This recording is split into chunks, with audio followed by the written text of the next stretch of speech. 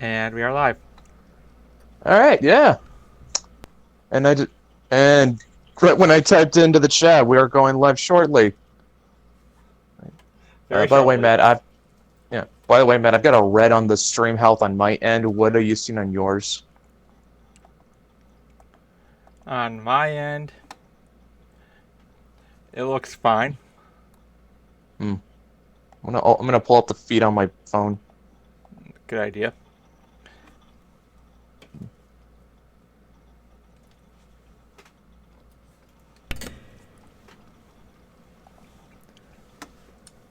So, Yeah, look. Yeah, looks and like we we're are doing live. good. But yeah. Oh, All right, we're yeah. green again. We're good. And I did, Oh, and right when I typed into the alright. chat, we are going live shortly. Okay, so To very start by the off, way, Matt, first half hour, we got some good news. Very good news, in fact. we are going to get the proof soon. Well, yeah, because as of last night, we got the files off to the printer. So the physical copies, they are on their way. Yay! Yep, it should be in December when we start shipping them all out. Now, all in all, that's a good way to end the year.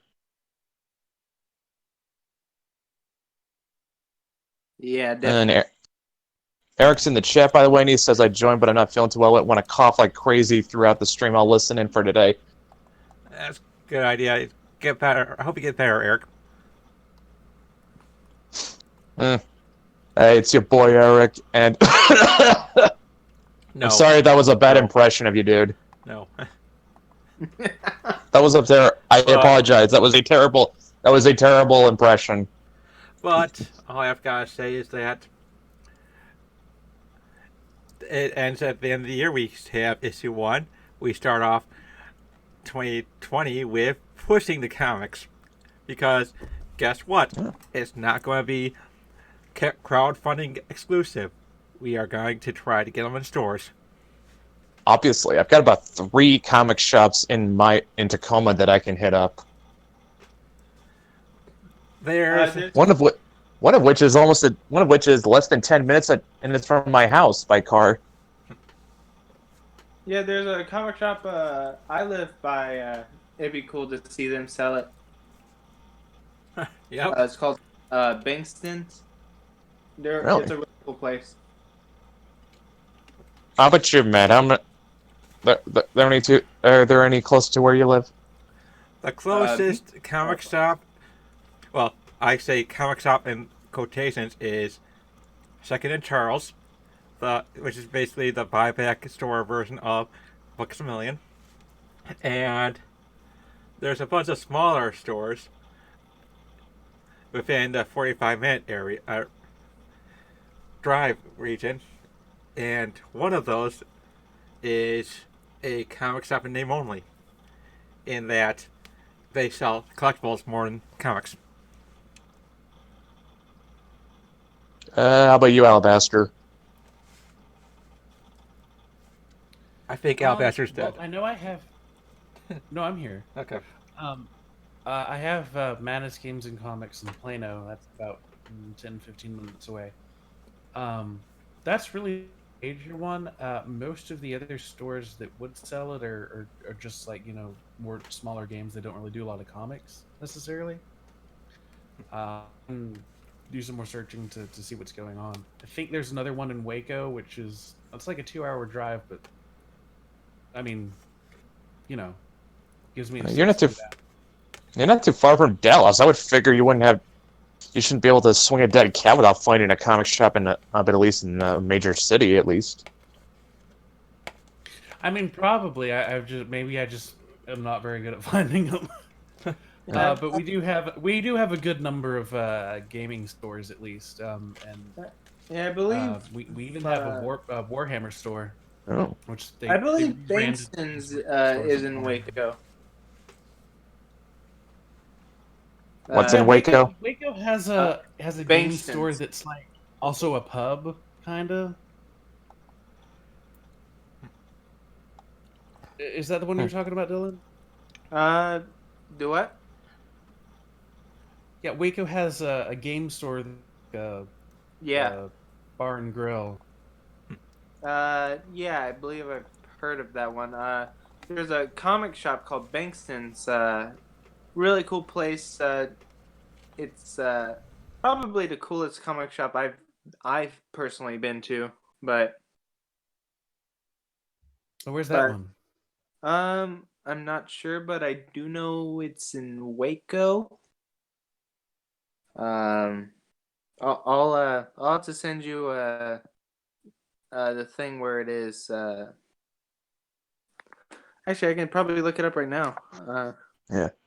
I also just remembered, in addition to the 3 comic shops I have in Tacoma, there's also one I know of that's out in Federal Way. Oh yeah. Let's see. The only snag is Federal Way is like a 45-minute drive, and it requires me going down the worst highway in Washington, the I-5. Okay, it's on yeah, it's on like Sun Valley Mills Drive in Waco. Waco, Texas. Uh Yeah, there's Bankston's. Oh, Carpe Diem. I took one. That one's actually not too far from Madness. You know what just occurred to me? Eric and Raven both live in San Diego, and Raven has told me and Matt that she's actually within walking distance of several comic shops. Which is Oh, good nothing's because in walking distance in Texas. That's not a thing out here. yeah, Texas is so big that if you drive for hours on end in any other state, you'd be in another state. But in Texas, you drive for hours on end and you're still in Texas. I mean, that's We're true. I like, mean, it's like I drive for about 5 hours east, and I end up in eastern Washington. we're bigger than most I drive. countries, and that has its benefits, but it also has drawbacks. Although if I drive, I have like a couple hours south, I end up in Oregon. Yep. But no, I was referring not to necessarily to Texas size, but just everything's very spaced out around here. There's Well, the saying goes, everything's bigger in Texas. yeah, no, I just mean like the physical driving distance because there's so much space. People are like, let's not have everything kind of cloistered together, and so everything's spread out. You can pick and choose where you start building stuff. Please tell me Dallas is a city you can actually drive in. Yeah, I mean, I haven't had too many problems, at least, not lately. I know there's some construction around like district which made navigating a little bit weird fairly recently. Um I will just say, if you have not experienced the traffic of a place like Seattle, you have no idea how refreshing that sounds. I mean, obviously a city is, because of their lanes, it's a lot different than driving around on, in a suburban area as far as how confusing lost you can get, but for the most part it's not like, terrible or anything. It tends to, move. Mm-hmm.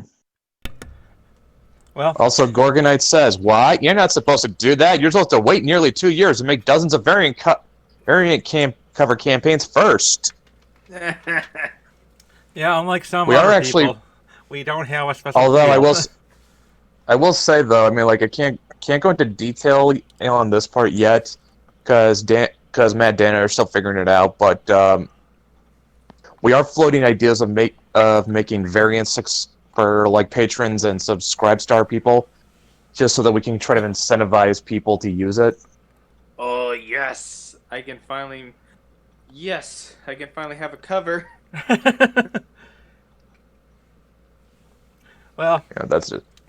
of course, getting into comic shops will help expedite the process of production of these comics. So, if you're listening in and you know of comic shops in the area, please give them a call or visit them.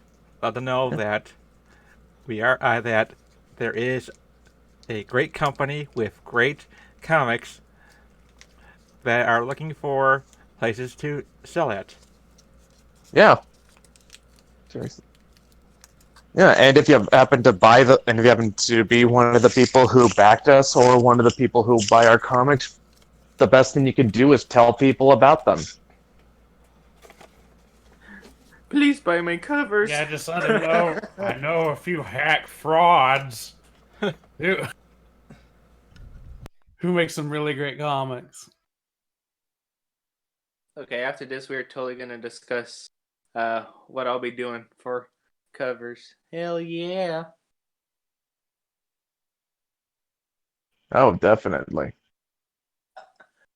You don't know how excited I am. Ah! You seriously can't seem to contain it. It's just like, yeah, yeah, my own book's coming later, but a cover, like, holy crap! They'll possibly be in stores. Like, ah. Okay, Well, okay. Continue. I'm weak. well, your variant covers may or may not be in stores depending on whether or not we enjoy them enough to either have them as the Patreon/subscribe star variant covers or a crowdfunding campaign variant cover. Okay, but hey, I mean, either way, I'll have a cover. Yep, and hey, just go to the CTC and get it graded. Oh yeah, there's also that too. I forgot about that.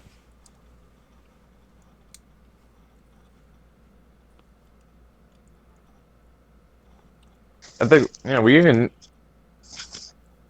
we actually floated that idea to Dan too, but that's kind of a little further down the line, I think. Right.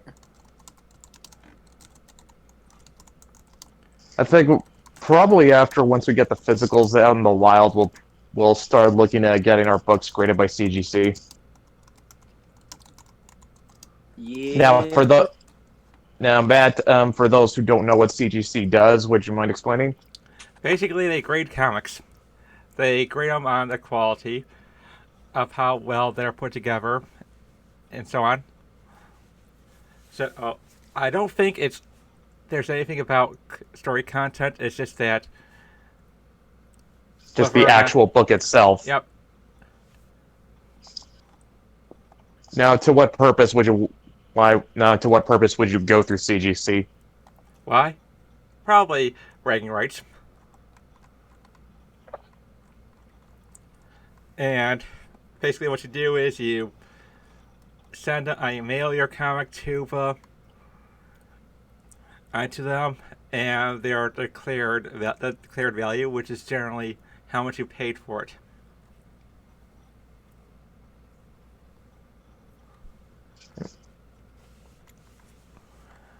Mm-hmm. So if it's anything, Yeah. it'll. I just looked up. Their headquarters is in Sarasota. Huh. That can't be too. Sarasota's in Florida. Yeah. Yeah. It's part. People go through CGC when they want just sort of get their comic graded for collectors. It started. Company was set. Wikipedia says they were launched in 2000 and become to be a notable part of the comic book collecting community. And as of 2019, they've graded over 5 million books. Nice.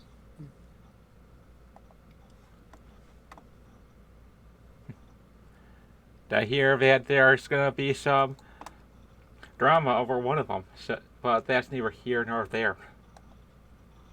We're not. Can't be Rags. Nope.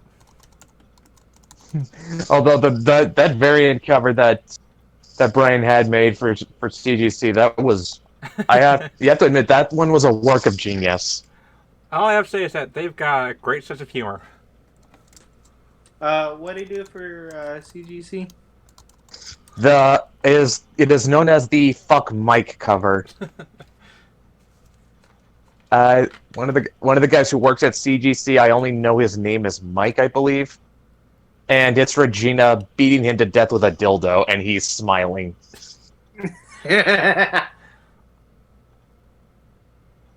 We got, God, we gotta. Actually, can we pull that up? Oh my God! Now we're getting to Joe Rogan territory. I can't. It's like, Jamie, can we pull that? Can we pull that up, Jamie? We could do. Jamie, is that gonna get us kicked up? Is that gonna get us kicked off YouTube if we show it? Yes. Oh my god. Hey, that'd be a cool way to promote our the Mythoverse. Joe Rogan. What characters? What the characters beating the CGC guy with a dildo? No, going on Joe but going on Joe Rogan. Well, obviously, but yeah, all I can say is good luck getting us onto Joe Rogan.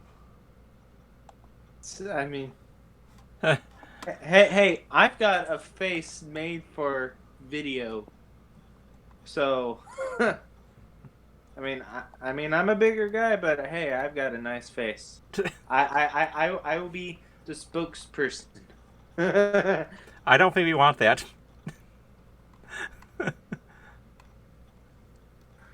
Am I too controversial? Yes. Yes. What? I'm just wondering, how would we even get on Joe Rogan anyway?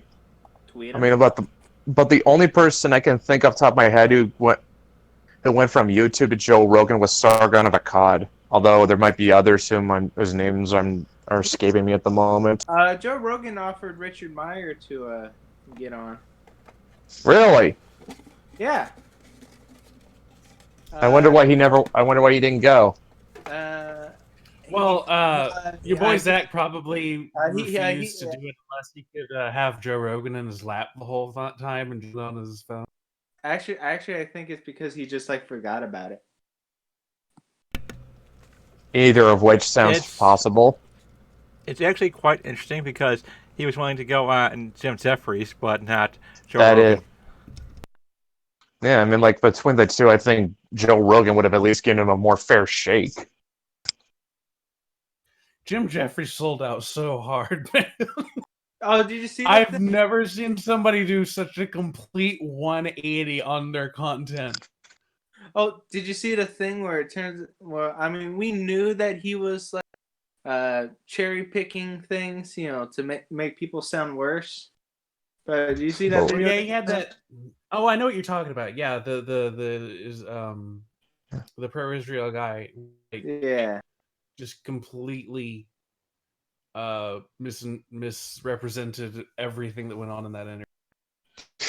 No shit. But like I said, I mean, you go on Jim Jeffries, but not Joe Rogan. The guy who would like I said. I mean, it's no secret that Jeffries edited that or at least someone on his staff had that interview edited to make Zach look bad. But like I said, Rogan would have at least given him a fair shake. Right. And you would have seen everything completely unedited. Yeah. Oh, yeah, maybe after that he could have gone on Joey Diaz. Everything. Joey Diaz has his own show? Yeah, man. Alright, so moving on. I'm just surprised. Joey Diaz is always fun when he's on Joe Rogan. He's great.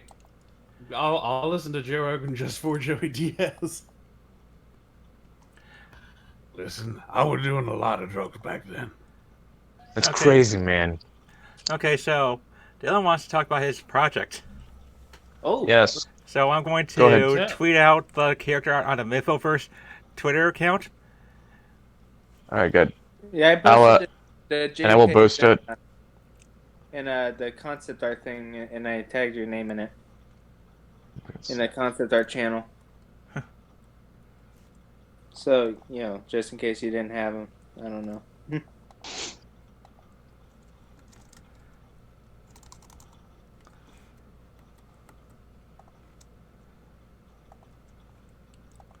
I am currently quote tweeting it and saying that guy looks familiar.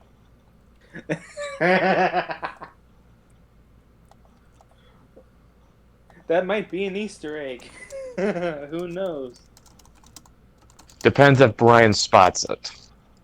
But he is a character of its own. I actually didn't think about Brian when I was making him. I just thought, oh, it'd be cool to have like a cool looking military guy that just happens to be black. Because I don't write characters as their skin color. I write them as characters, and then Of course you do, which is obviously how it should be done. All right, Dylan, you've got the floor to talk about your characters in this series. Okay, are you showing like both of them at the same time? Yeah, I've got them up on Twitter. Okay, so the vampire lady you're probably seeing is her name is Helen Harker. Her name is an amalgamation of the character Mina Harker and the actress Helen Chandler from the 1931 Dracula film. It's a like a mixture of their names. She is a vampire, obviously a vampire. She's been asleep or she's been entombed for since the since the medieval era. She was sealed away by her brother, who also turns out to be a vampire. And the story it's eventually a revenge story of her against him for all the awful things he's done. And the secondary character, Gabriel Sloan, who's the Van Helsing character.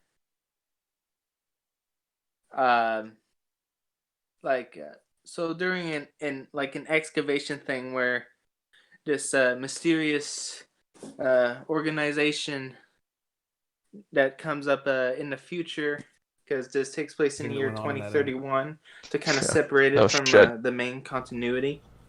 She is the super secret spoilery organization who also turns out to be a vampire. They hear about Helen of her against him. They get a team of like excavators, soldiers, and like archaeologists to find and pinpoint where this coffin is in these catacombs. And so obviously things go wrong. Things go very wrong. She overpowers them, and Gabriel, he's tasked with hunting her down. The two at different times they make their way to this castle, and separately they end up fighting their own sorts of different creatures and stuff like that. Very Castlevania-ish, I would say. But it takes cues from a lot of different things, I will say. I won't get too much, into spoilers and stuff. Gabriel, I haven't talked much about him. He served in Iraq when he was a young man, and he was hired by the secret organization because of his uncanny technical prowess, as you would say. And that's why he was tasked to hunt her down. When shit went wrong and all the other soldiers were wiped out by this crazy vampire lady. I mean, she has her own reasons. She was encased for like about 1,000 years. Did all that make sense, guys? Yep, it does. Mostly. I mean, like if you had to sum up what kind of story, actually, what's the title? I mean, we know it, but everyone listening doesn't. Oh, geez. Roses and Blood. Okay, so if you had to sum up what kind of story Roses and Blood is, what would you call it? like at least in one sentence. A character piece. Does that count? Well, It does a little bit. I mean, Or would you say it's a or- would you say is it an act? Would you say it's like a bit of an action story, like a? gothic horror? Uh-huh. okay. Yeah, it certainly will have like dark gothic horror elements. It is like a sort of a revenge story. Mm-hmm. It is kind of hard to like tie it down exactly like what it is. It just is what it is, and I think that's yeah. I mean, that's kind of easy. A bit of a gothic horror story with gothic horror revenge story. I mean, that's Yeah, and actually it's mixed in with modern story elements like it goes into the man's Gabriel's military background, so it's very modern. Mhm. So if you're a fan of both military stories and gothic horror, I think this will be a very cool experience. I am currently almost done with the script. I've gone over plenty of. I've gone over it like plenty of times, making sure it's just perfect. oh god, don't I feel that it's like I must have gone through. I think I went through the second issue of Changeling script about 4 or 5 times before I was happy with it. And this is the and even fourth then I rewrite. still. Yeah, and even then I passed it off to Matt and Dan, just saying, okay, guys, see what can be done better here. I want them. Yeah. Yeah. So I mean, compared to my first script to my last script, my first script it just started straight up in the castle, but I'm like, I learned that I need to explain all these things and why they are the way they are, because I realized that I'm not working with established lore. I mean, well, I kind of am, but it's kind of different than working with like maybe like a fan comic or fan fiction. Yeah, I know, I'm a nerd. But You don't say. but creating a whole cast with their own motivations, like their own distinct motivations, their own reasons for why the way they are. It's certainly been a pretty interesting experience, and it's so far it's been amazing. I can't because I'll be doing the writing, the art, the coloring, the lettering, all of it. This will be a one-man book, and I cannot be more excited to. That is actually very rare. The guy who does it all, like. You'll be the Sean Gordon Murphy of the Mythoverse. Wait, we do it. I believe someone colored his work though, Sean Gordon Murphy. Yeah. Let me double check. Let me check. Let me check Batman White Knight. But yeah, I absolutely cannot wait for people to read it. I can't wait for people to enjoy it. I want to entertain people, and I just want to thank you guys so much for giving me this opportunity to do so. It's amazing. I could not be happier. Achieving my dream of putting out a comic book. This is something I wanted for a long time. And I'm pretty sure it's kind of something we all wanted. By the way, I checked. Yeah, White Knight was colored, and White Knight did not only have its own colorist and letterer, it also had a letterer too. Colorist was Matt Hollingsworth, and the letterer was Todd Klein. yeah. By the way, we just had Merc Does Gaming has just followed us. Thank you, Merc. Awesome. Oh, that's great.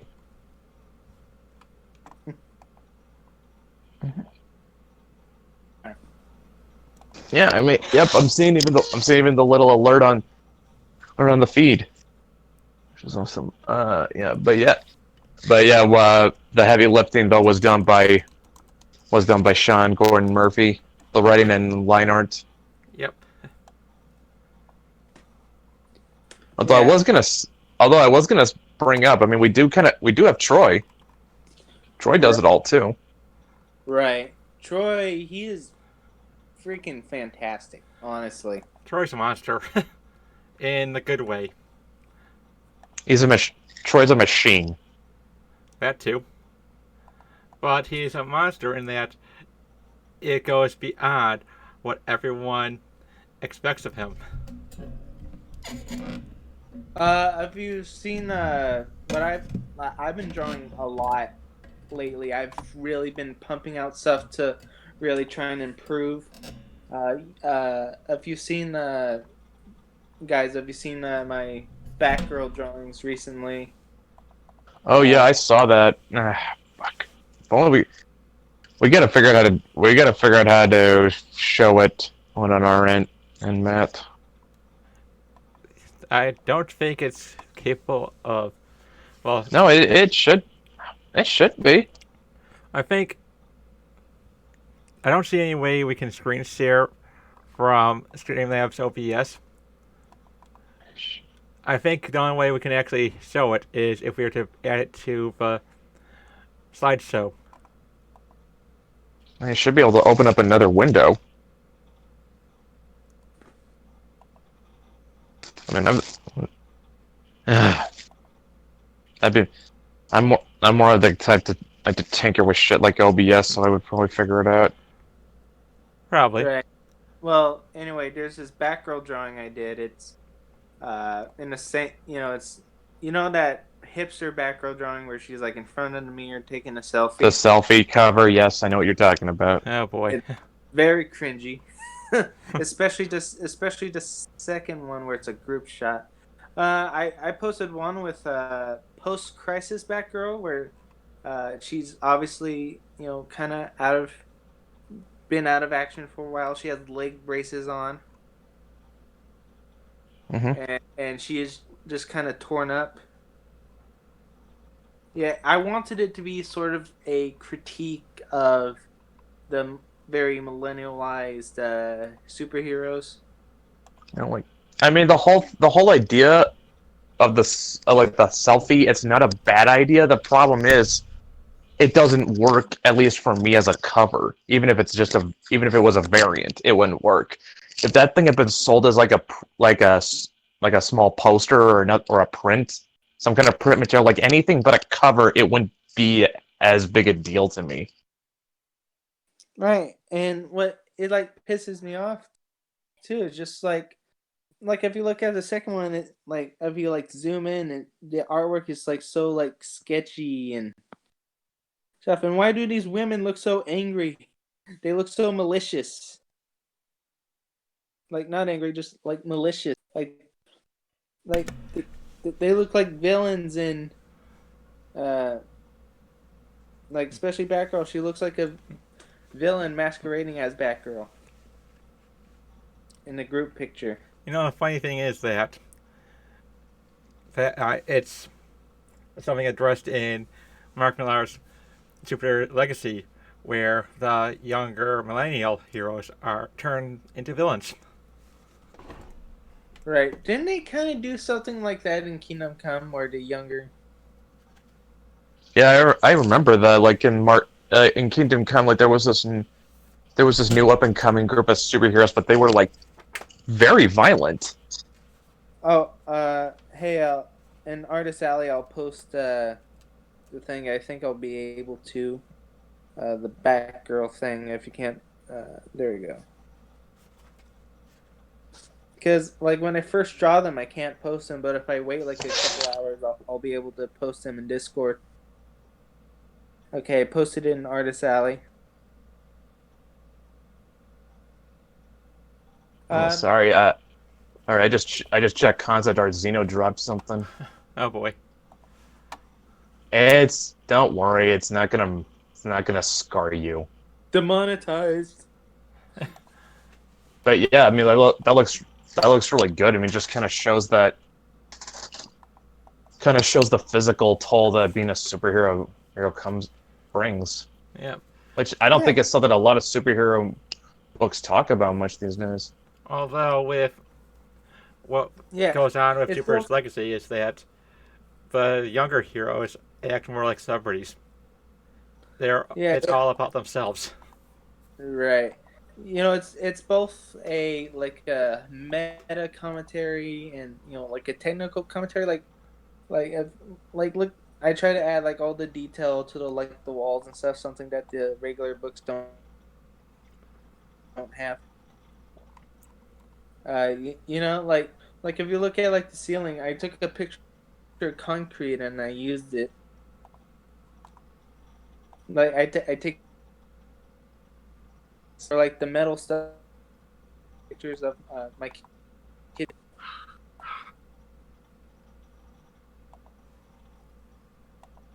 can just to give things texture.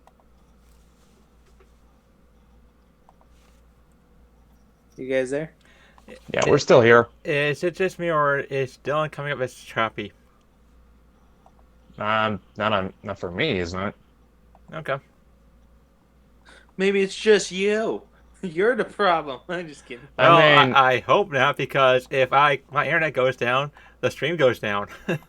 yeah, that would suck.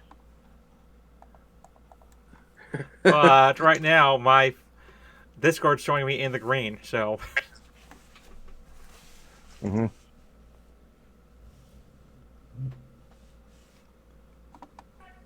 I'm gonna see if I can get Xena to, to hop in.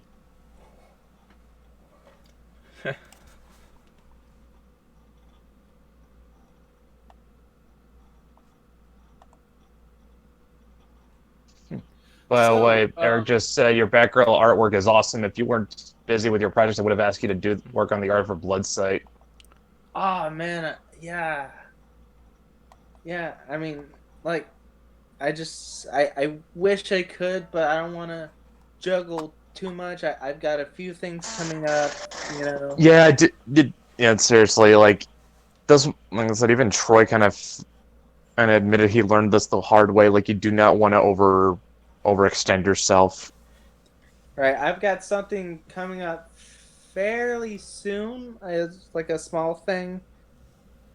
That'll be, I believe, before anything I do for the Mythoverse. So yeah, I've got something coming up real soon. More details when I learn more details. by the way, Jupiter says, "Hey guys, hi Jupiter." Ah, there she is. Yep. If anyone does not know, Jupiter Ripple is another one of Wicked's acquisitions. She has a manga, and not a comic, a manga coming out called Star Ring. The art for that looks really good. Oh yeah. All right. Oh, I haven't seen anything of it. I'll link you to it in Discord. Okie dokie.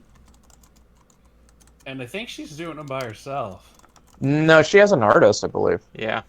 Oh, okay. Yeah, and I've seen the artwork the artist she got, I think her name was Ari. Like, she knows the techniques very, very well.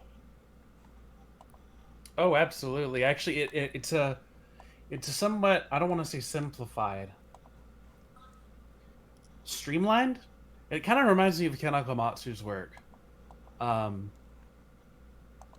Really? Where it's more on if you compare him to what some other people are doing, it's like right up my alley as far as art's concerned.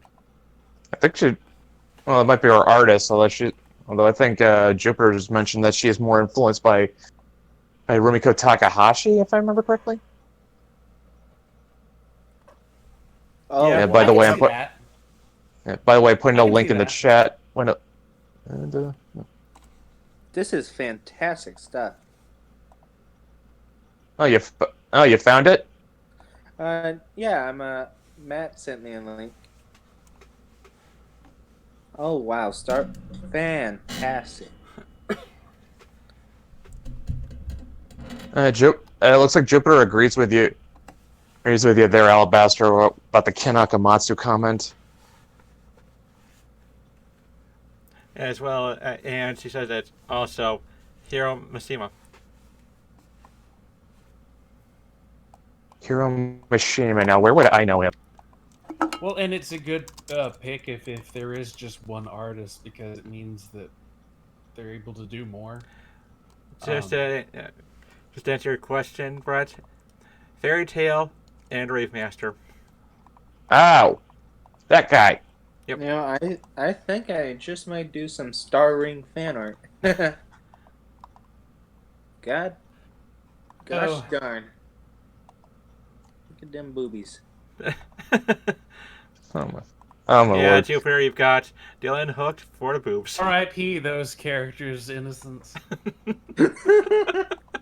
Dylan has found you.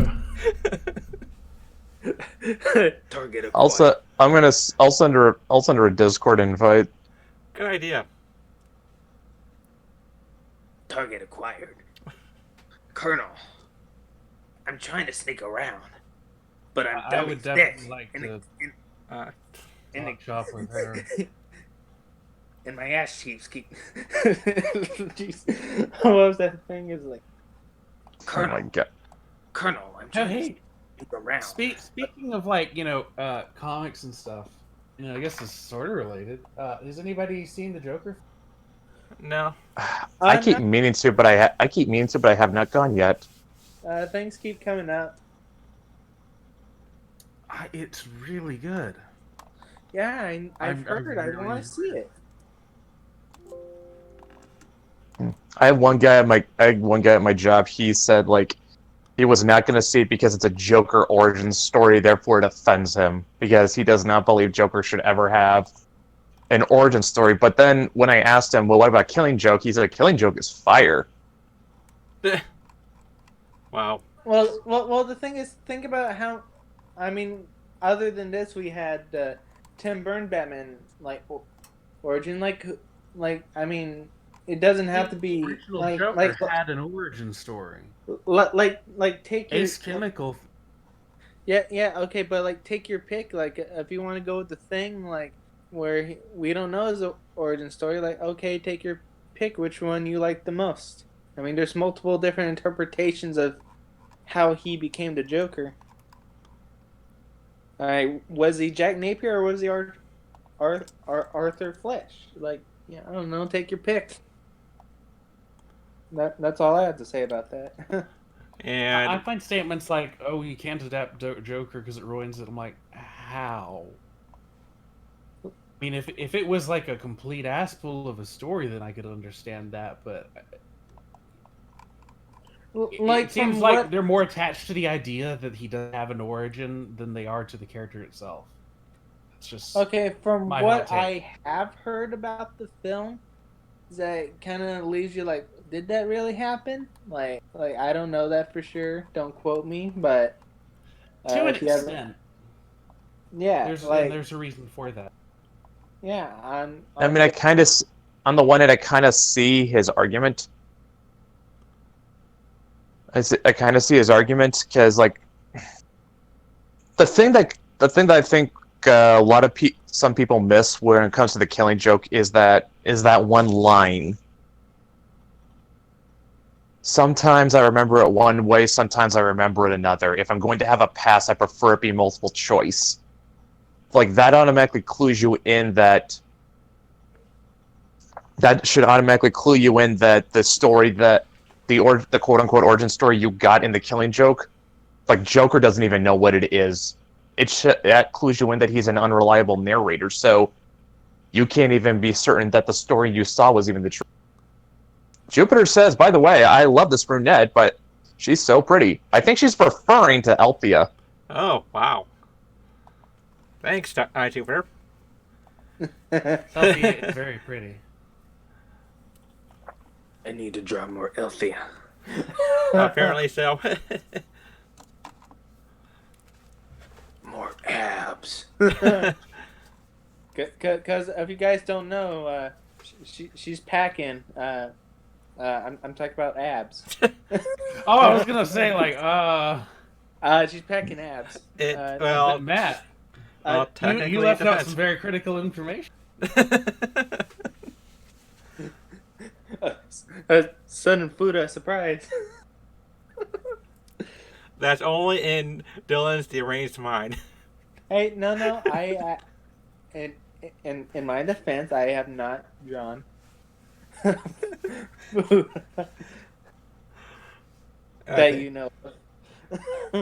That we I know mean, of. I did tell Matt though he should probably write a scene where Alvia's doing stomach crunches. Yeah, just to keep it. I'll do that one.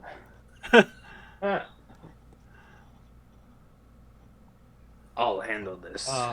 Yeah, You're like, We stop even this. we even had an entire Mythochibi strip where the ads were the joke.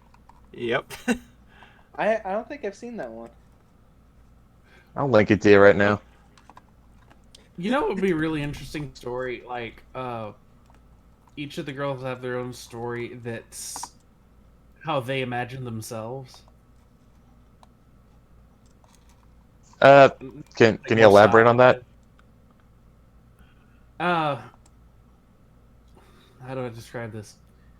It would be like an issue where they're sort of like it's kind of like how their mind replays the events in it's reflective of like, you know, how they see themselves. You know, Are you maybe talking they like in see the? themselves as Are we talking like in the main comics or the Mythochibi strip? either or. I mean, on the one hand, that's actually an interesting angle to take. Yeah, it would be. Like for the main comics, I mean, how often do Like I don't people know, kind of? maybe I mean, like how many do like people? maybe What I was gonna say though is like, how often do people kind of take a long, hard look, and at least where comics are concerned, how often do people take a long, hard look at themselves and realize they don't measure up to the idealized version of themselves as they have in their head? oh, I wasn't thinking of anything quite as serious as that. Yeah. Although that is another angle you could take with it. I was just saying, like, you know, maybe I take Adobe, for example. Maybe she sort of imagines herself as like the protagonist of some sort of like blaxploitation kind of Or a Jack you know, Burton kind of way. serials. I'm sorry. I'm still not. I guess Jack, I'm having a Jack Burton's kind of way. You know, Big Trouble in Little China. It's been forever since I've seen that. Basically, Kurt Russell's character thinks he's the hero when he's the sidekick. Oh, okay. I see what you're saying.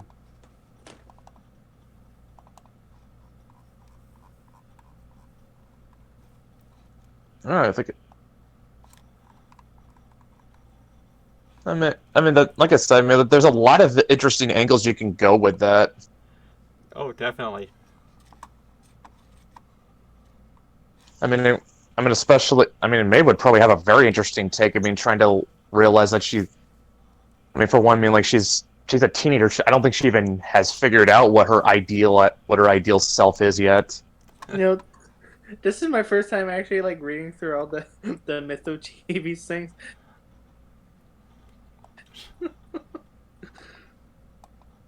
Sorry, I know alright. that's how the. I've gotten really good at knocking these out within just under an hour. Yep.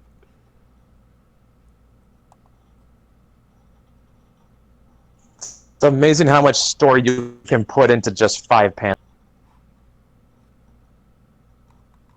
Oh, definitely.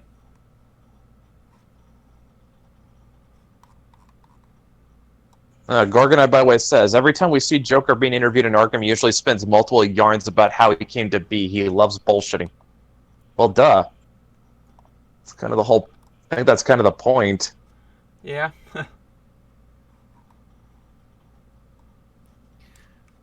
I think I'd just get frustrated and leave if I was his Huh.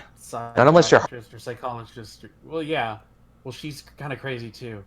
I would just be like, sir, if you're not going to take it this seriously, I'm just going to go. At which point he just laugh at you. That you Yeah. actually tried taking him seriously.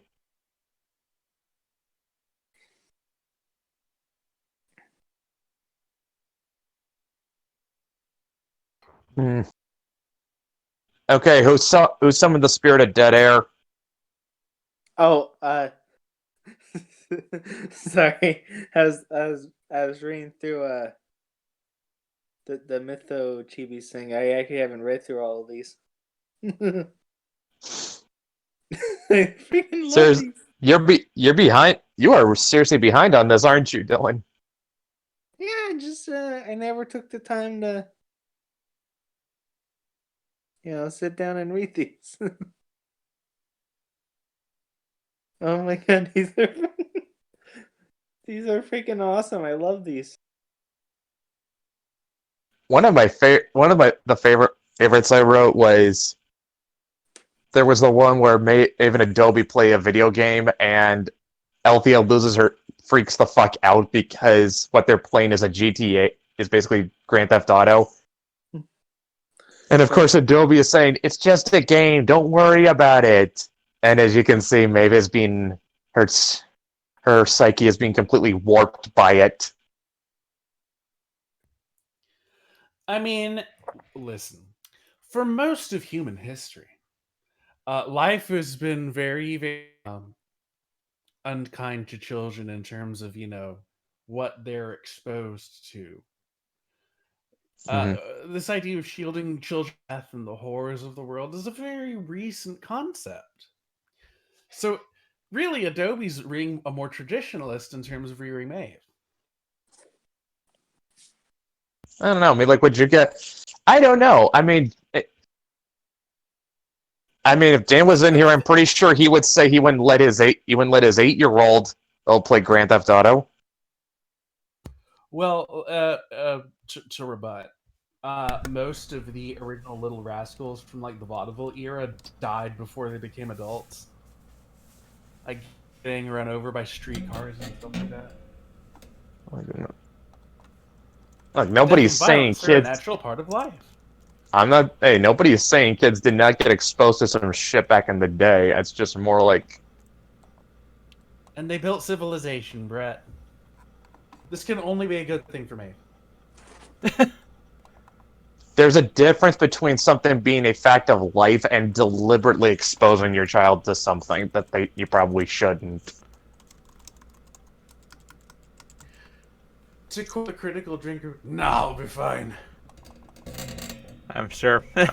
I mean, there's a reason why you can. There's a reason why you can go to jail for exposing a minor to porn. Well, Adobe Just should say be in it. the clear as long as she didn't die. I notice the art's getting better as it goes on too. The Mytho Chibis. Oh yeah, Antonelli is getting more and more used to drawing the characters, so there's gonna be more. Yeah, Also, Antonella is one of those artists whom she's constantly trying to improve. Like I've been trying different new shading techniques to try and make everything more like 3-dimensional. Yeah, like that background. I don't know. Showing it or Yeah, I saw that. Oh, I saw that. Jupiter says, "Sweat smile." Yes, I'm assuming that's in reference to my parents' comment because if I remember correctly, she's a parent. Yeah, I believe so. I remember her talking about being a parent. So. Yeah. Yeah, well, apparently it's an interesting situation. Hi, Chad. Hey, Chad.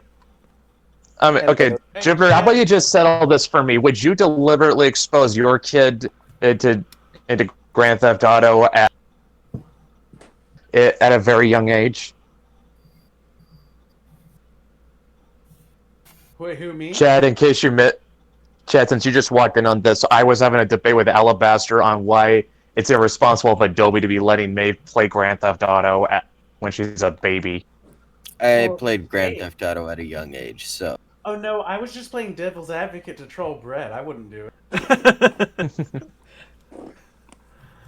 Well, You were Yeah, certainly but- doing it very convincingly. You know, if I'm gonna expose, I'm a good actor. If I'm gonna expose someone young to Grand Theft Auto, I do it like with the older games. You know, where they're not as bad. Yeah. I'm talking like GTA 3. No, No, wait. it was wait. a really good open world game that almost no one remembers. Starsky and Hutch for the GameCube. That was a thing. Played it for PlayStation. It was really good. Okay, let's put it. Okay, how young were you when you played Grand Theft Auto, Chad? When did the PlayStation 2 come out? 2002, I think. Might have been even sooner than that.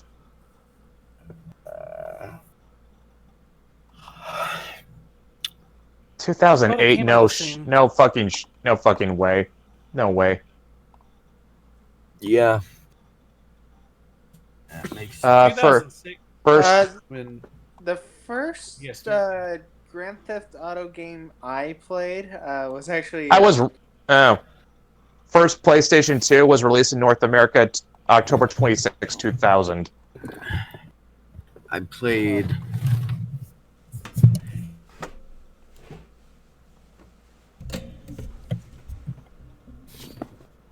Do you remember which one it was? Yes, I do. Grand Theft Auto Vice City. Okay, then I'll look that up. That's better to look up. That was, what, 2005? The first. You guys remember? The first one I played was actually Vice City Stories. That was in 2002. say Vice City Stories. Vice City Stories, not the actual Vice City. Until later. I played actual Vice City, and I was driving around and stabbing hookers, motherfucker.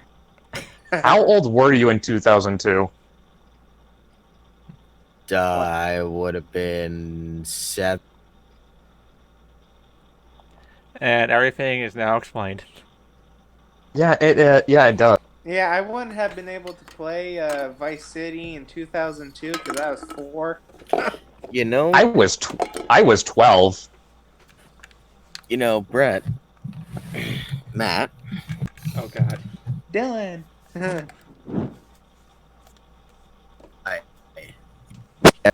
everything is explained. Okay. I'll be right back. Yeah. I'm curious. I feel judged. And I'm not gonna lie. I want to know. Well, considering, I think it might have had something to do with the fact that Matt got worried about teaming you up with Zeno because he said we are going to get so much messed up shit out of those two. And based on conversations I've had with you and Zeno, it sounds like you two are practically in each other's heads. Okay, not gonna lie. Going and looking through that man's post history on the server because I wanted to get a grasp of who this person you were sending me to, Brett, is. Because, you know, naturally paranoid, yada yada. Uh-huh. So, yeah, no, that man and I have very similar, like, we don't have entirely similar personalities, but there's like a 75% to 85% match. You're very compatible. Oh, yeah. Scarily so. And I love it. Oh, hey, Brett. I introduced. Yes. I introduced a friend to the Mythoverse. She really likes Changeling. Oh, that's awesome. By the way, another one of my favorite Mytho-Chibi strips to write was the one with Regina. Right. And in case anyone wants to know, the dialogue was assisted with Brian's help. Just so it was authentic. It was co-written by Brian. Yeah. Um,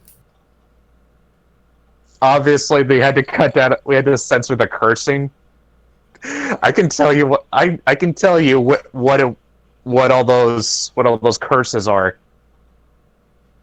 I can't believe I survived getting shot and blown up, only to come back and be a mascot for a bunch of blowjobs gone wrong because the jackass who designed this suit made it too fucking big for anyone else, and you just had to be a fucking Amazon, didn't you, Rogowski?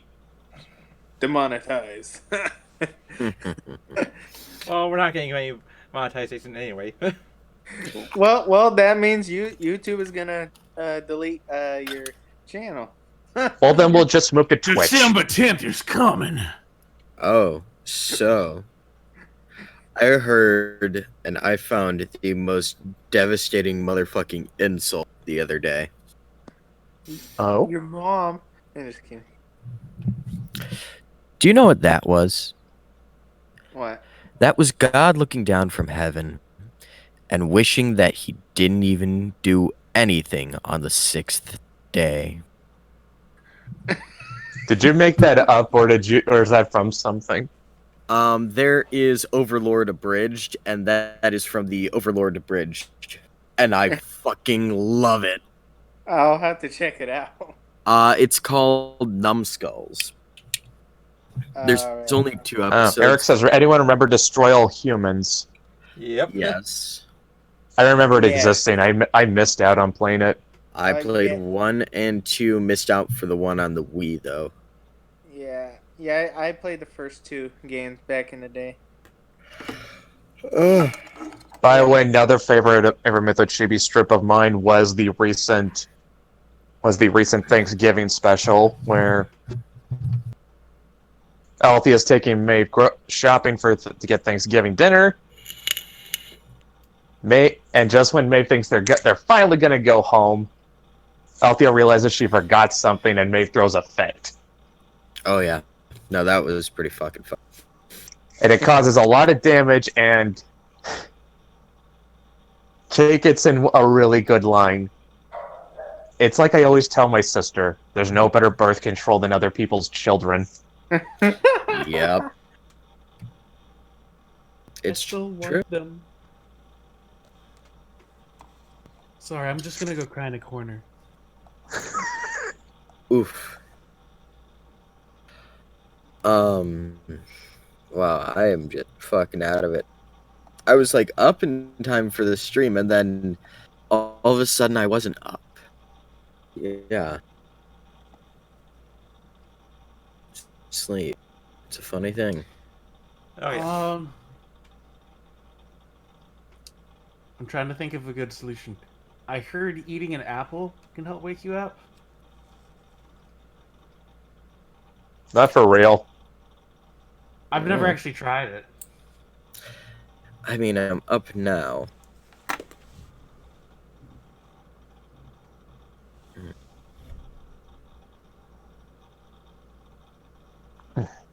And we got quiet again. Spirit of Dead Air sorry. lives on.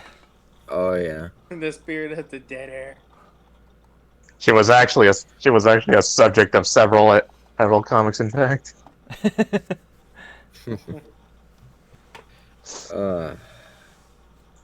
Actually, there was also that 3-parter I wrote. That was a great one. That was about as much of a continuing story arc as we actually put into the strip. Yep. Oh, by the way, Neostar is in. Hey, Neostar. I'm doing great. How about you?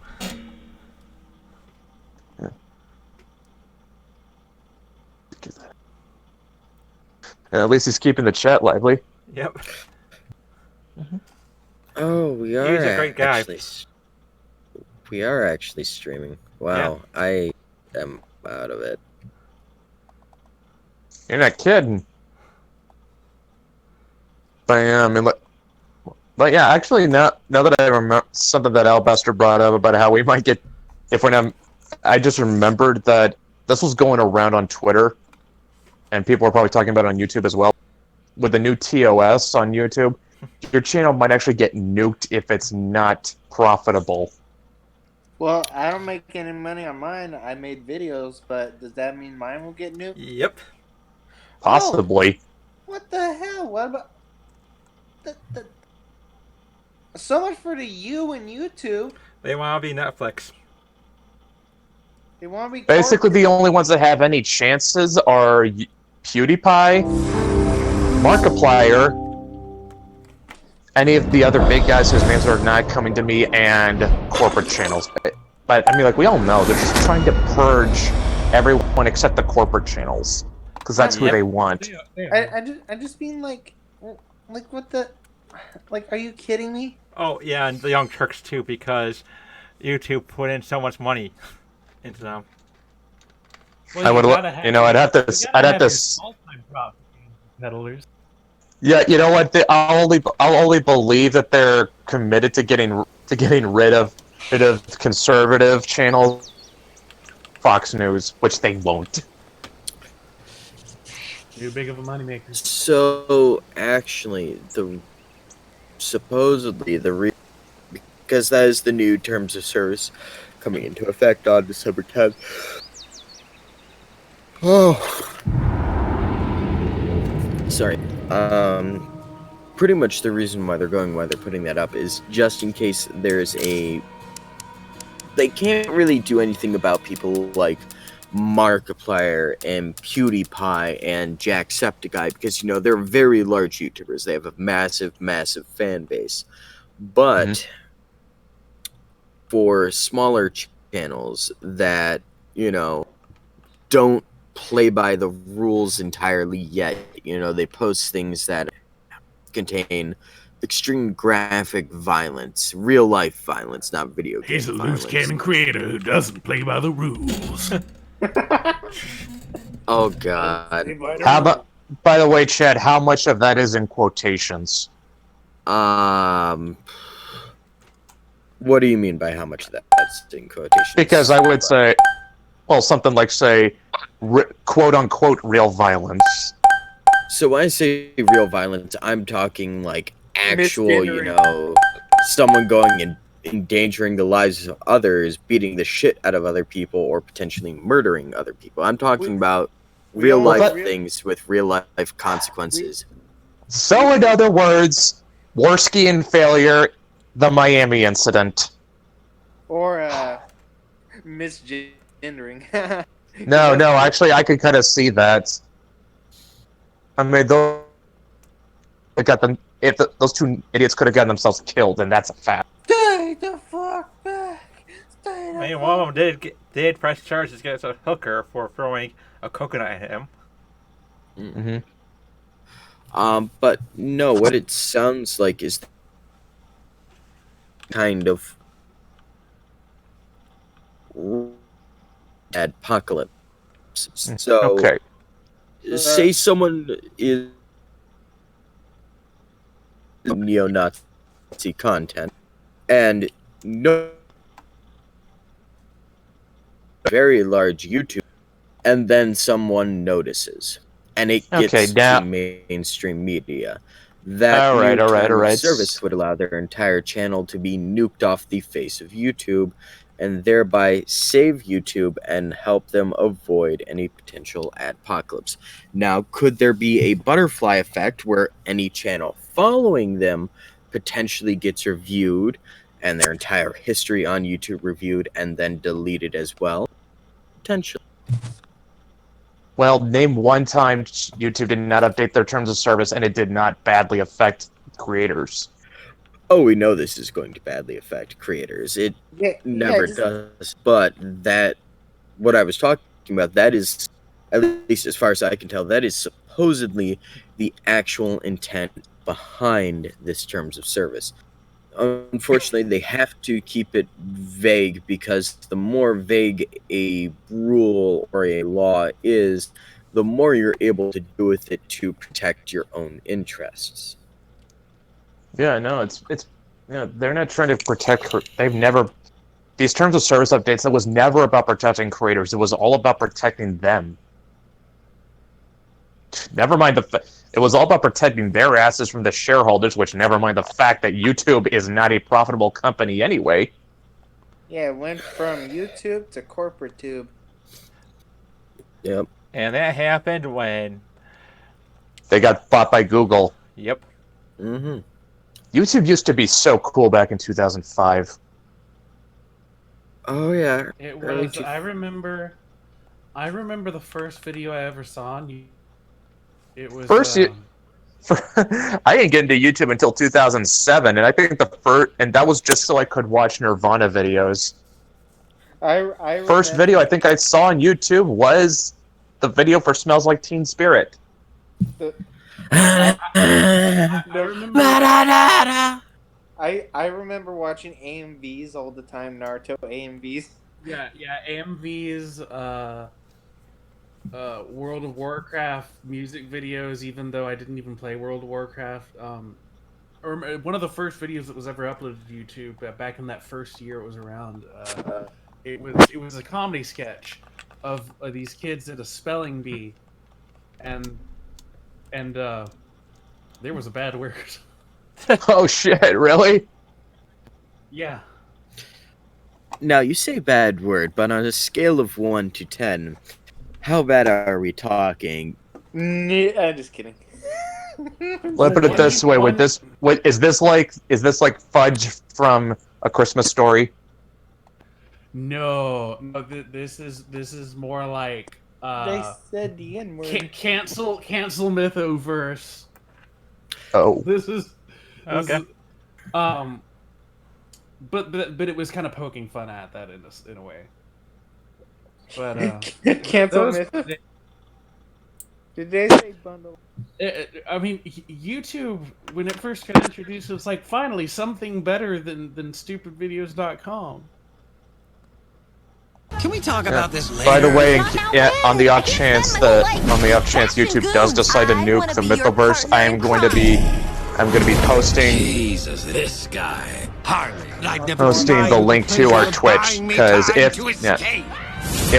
we go down on YouTube, we'll just move the whole operation over to Twitch. Fucking who? We're moving Come talk to me Pornhub, after fellas. St. Bernard shits on your face. I mean, Pornhub will be the last Strong woman who resort. doesn't care what other as people think. weird as it is, apparently they have a I want a really crew. I should be looking friendly for and scumbags understanding no one community, else and also at the believes same time, really great AdSense. But then again, We could- well, Holy we we all know shit, he why. just became like I the was least watching employable person on My earth. Little Pony for like Exactly. several hours.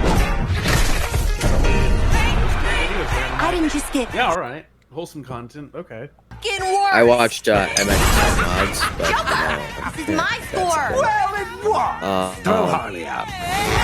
If he wants to fuck with me, I will fuck with I'm him. not, Brett, I don't know where to post this, so I'm just gonna send this to you directly. But do you guys remember the whitest kids you know? Seems like she's doing pretty well. You know she has HPV, right? Most sexually active adults do. It's not ringing a bell, but I feel like it should. The Grapist. Do you remember the Grapist? I've heard it. Yep. The very calm meeting where the dude's literally going and pretty much having a inter-office building war with some dude. Mortar rounds and shit like that. No? This was... I wanted to bring this up because we're talking about early days of YouTube. This is from like 10 years ago, the video that I sent you, Brett. It's called Whitest Kids You Know, like Race War. And it's literally some dude going and standing. Gorgonite Emissary says, who the fuck's playing a video? Somebody's playing a video. Nobody should be playing a video. Hold up. Let me check. What was that, indeed? Who's got a video playing? I don't have. 'Cause I don't hear playing in anything. the background. I don't hear anything on my end. And I'm on Pinterest. Could it be audio from that? I mean, I didn't have anything. someone's playing the stream in the background. I just heard Chad. Well, stop watching the stream. Wait, just kidding. Everybody, stop watching the stream. I'm not hearing anything on my end. What if I mute myself? Will it disappear? I don't hear any. Okay.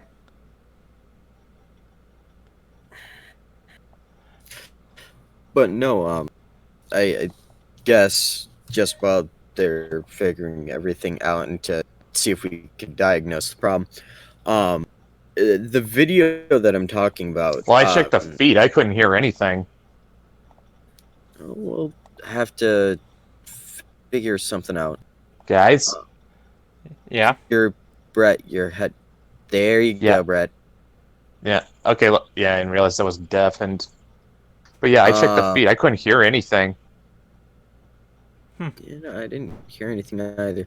It might have been just might have been something from my end with the USB I'm using for my microphone. I apologize for that. Gorgonite says, I heard what sounded like that new Harley Quinn show trailer. Maybe you guys saw that trailer and got brain damage. I guess nothing showed up on it. I checked the feed. I couldn't hear anything. I'm gonna check it. Make sure you mute and deafen yourself, Matt. About that is, at least as far as I can tell, that is supposedly the actual intent. I guess to like just I don't know. And it causes a lot of damage and but no, Cake gets in a really good line. YouTube, literally, it's like I always tell my sister, there's no better birth control than other people's to a guy standing in the street because he's like, dude, let's start a race war against two. All the races, you know. Oh yeah, and oh look, there goes an Italian, and like he goes and he runs off. He's like, couldn't catch him. They were in a truck or something just like that. Just in case there's a like, you couldn't go really do anything about people like Mark these days. Being an adult and a Jacksepticeye, you know, they're very I see that, and I'm just like, you know what? That's pretty fucking funny because, but for a long time, smaller, you know, that's what it used to be. Way what back I was talking about that is we still have some of the same mentalities supposedly the actual intent shifted behind this terms of service. Unfortunately, they have to keep it vague because the more vague a rule or a law is, the more you're able. It was kind of poking fun at that. A really understand.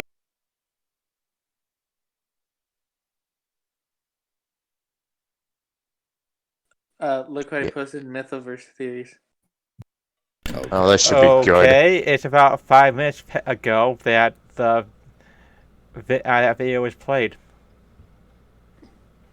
Did it sound? Huh? Did it actually sound like someone had? Did it actually sound like that? Yeah. Like what Gorgonite said? Yeah. I had people talking in the background. Could that be it? It shouldn't be there because the mixer is only set for what's on the I know Discord. it wasn't me. I know it wasn't you. So that narrows it down to Alabaster, Dylan, and Chad. And the thing is that I was playing a game, so it didn't pick up any audio from that. So it definitely was not me. Like I said, if it wasn't you or me, that narrows it down to either Alabaster, Chad, or Dylan. We're all in a lineup, and it's like that scene from that one movie. Give me a fucking case. I thought you were gonna bring up the usual suspects. Oh, by the way, Blind Iris is leaving a stream. So not really. Okay, but you know, if she decides she needs to leave, and it's fine. We're not gonna have feelings. Chad is muted and deafened right now. Oh, there's Chad. Yeah, no, I was looking at it. So I was curious as to what was up. He was looking at porn. I'm just kidding. Nah. He's like, you guys are like, stop disappointing us, Dylan. I'm gonna disappoint you more. Look in Mythoverse theories to channel. That would Dylan, be you want to know the funny thing? You don't disappoint me at all. You meet my expectations exactly. You are exactly what you are on the can. Like, you have labeled yourself, and you are that label, and you are okay with that. And honestly, I am proud of you for owning up to who you are. I legitimately feel really good right now. Actually, thank you. You're welcome. I'm gonna agree with Chad on that one actually. I'm gonna sister. We all know how this is gonna. We all know how this is going. I was an episode of Gumball. Well, we know how this is. Well, we all know where this is going. And to quote all of the people on Twitter lately, where are her organs? God, no. That honestly has been the funniest conversation because They have rep. you seen some of the models that are existing today? And how narrow of an hourglass that they try to get their waist to be either through normal means or using Photoshop. Okay, you know, people post pictures of Pearl from Steven Universe and say, "Where are her organs?" I mean, that's fair. Like, honestly, I think that art is art. Now, yes, there are definitely some questionable boundaries that can be pushed with, Shadman. a lot of things, especially anything to do with that person. A new Mythoverse title from Shadman. Oh God, no. God, no. Appreciate the dude. He does his own thing, and like, he's cool that he does. I'm gonna introduce him to Maeve. I will, Dylan. Dylan, Brett will end you. I will drive down to Texas and hunt you down like a dog. And I will sit on the sidelines, eat some popcorn, and laugh. I hope you realize that I'm not going to help anyone in this. I'm just going to laugh. Just kidding. I'm crying, dude. You're gonna be crying when Brett's of you if you do it. If you there's Maeve too, Shadman. But no, I think it is. I personally have to say that I think it is ridiculous that this new wave of the social justice movement. I mean, it's been going on for many years now. If you look way back, women have always been trying to go into even the playing field, become better, and I think that is great. I think that everyone should be treated equally.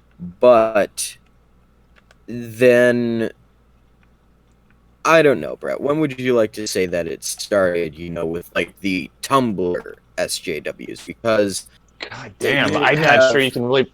I'm not really sure you can really put a date to it. It's like, I don't know if it's really been documented because it just seemed. All I can remember is that around between 2014 and 2016, that was when people really were really starting to notice, and it was like all of a sudden it was like it just popped up overnight. Yeah, no, it just Well, it can really started where that. I mean, it was probably always there, but that's where. Oh yeah, no doubt. Like I said, that's what. Because as far as I know, I've never seen anyone on the internet actually take a look at it and actually document it, because there's not a lot of agreed upon facts or something. I'm not sure. I'm saying that for lack of a better word. Okay, just... I posted some artwork in Artist Alley. You guys are free to post them on Twitter and stir shit with the Puritans. Oh God. Well, like it's like that thing from Tim Burton Batman movie. Wait till they get a load of me. But yeah, I don't think any. All I can remember was that between 2014 and 2016 was when people really started noticing it. Like, Right. and Alabaster, and I agree with Alabaster. That's probably always been there. There, because how could it not be? And I put Yeah. like this big American flag behind adult Kamala Khan, and she's wearing a Carol Danvers Warbird outfit. Nice. Merca and Dolpho actually did a drawing of Carol in the classic suit. I told her, classic suit, very nice, and she liked it. Oh, yeah. Right, but this time I drew adult Kamala, and she's ballooned up quite a bit. I Oh. also drew a adult miraculous ladybug. That is a show whose appeal I. Miraculous Ladybug is a show whose appeal I do not get. Neither do I. I know it exists. That's about me it. neither, but I like drawing her as an. But no, like, I don't know. Yeah, going back. Maybe. Yeah, I mean, like. Actually, its fan base is pretty much its demographic. Girls, like it's not like My Little Pony where like so many guys are into it. It's just it's appropriate demographic that's into It's it. not like where My Little Pony was made with little girls in mind, but it somehow ended up appealing to adult men. Yeah, I mean this was made with like girls in mind, but its audience is girls and women around my age. Adult women, you can just say that. Like 21, like 20. I'm 21, so around there. Yeah, no, the early 20s. Yeah, early 20s. Yeah. And but yeah, to bring it back to the whole thing with social justice. I mean, like, I'm sure someone will say it began with just the feminine, like it just sort of began with like the feminist movement at all. That could be true. It could not be. Like I said, I haven't I have not really traced this thing's lineage. I mean, I know it's got its roots in political correctness, which, if I remember, that was like really started in like the late '80s. Really kind of caught on in the '90s, sort of. I think. Yeah, and then early 2000s to early 2010s, like that blew up real big.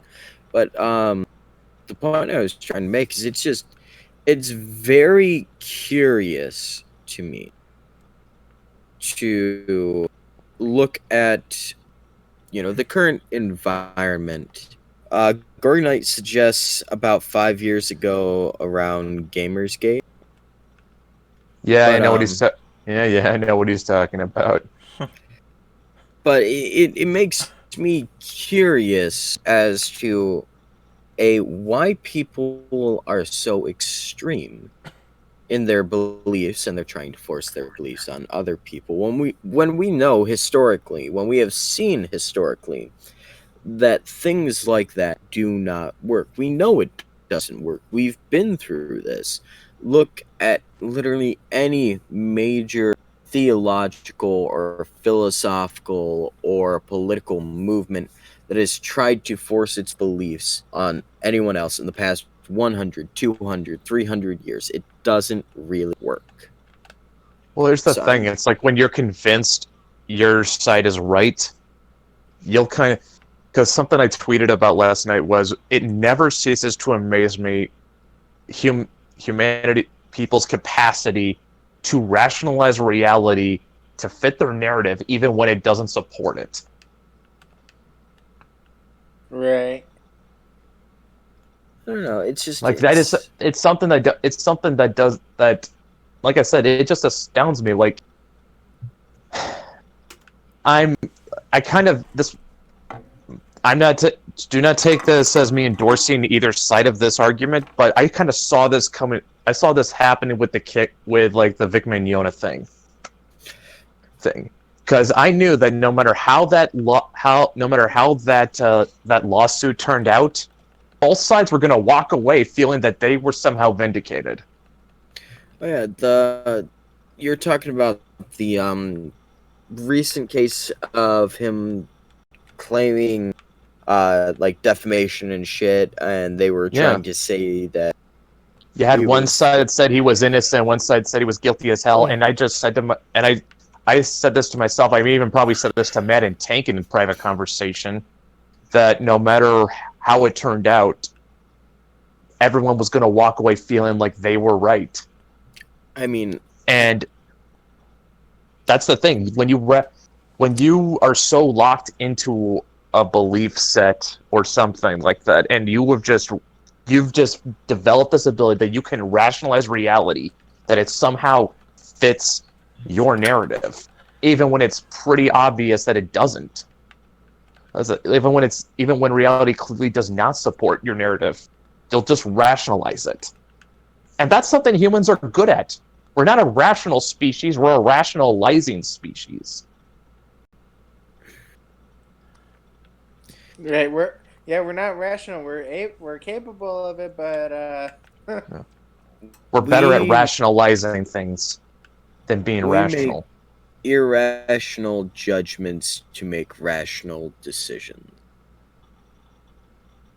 And that's why all of this, like, it wears me down to, like, sit and think and talk about some of this stuff. And to just hear about some of this stuff. I've also kind of heard that a lot of this has also kind of been blamed on like the public school system, and I think that is true to a point. Like a lot of these SJWs, like I almost want to say they are kind of victims of public schooling. Like if you've been taught for 12 plus years to think a certain way, no one's ever told you different. And why would you change your mindset? Because all the adults, all the authority figures in your life, you had no reason to not trust them. Yeah. right. No, You had no reason to not believe them. I mean, I trust me, I understand. And I like to believe that right now in my life, like the greatest period of growth that I've had have been in the past 3 years, because for most of my life I grew up going to private Christian, school, pretty much everything. I never attended public school. Now, I don't think it did me bad, but I don't think it did me good. I'm not here to go and to really make a statement either way on that. But I can definitely agree. When you are part of a system that believes a certain way for so long, We live in a society. just when you're part of that system for so long, that system becomes your life. It's weird to be stuck inside of certain communities for such a long time. You almost become a cult member with how fervently you follow those beliefs. It's why I distance myself from a lot of organizations these days that, would claim, religion. When I practice religion, I don't practice religion in an organization. I practice it with people. Because when you have something that's organized and it's set up and it forms a community like public schools do, private schools do, or anything, it goes and it slowly indoctrinates people. And I can't go and I can't, in good conscience, be part of something like that messes with people's minds in such a way. Blackie Lawless actually wrote an entire Wasp album about this. Unholy Terror, I believe that was the album. And despite the sound of the title, it had nothing to do with 9/11.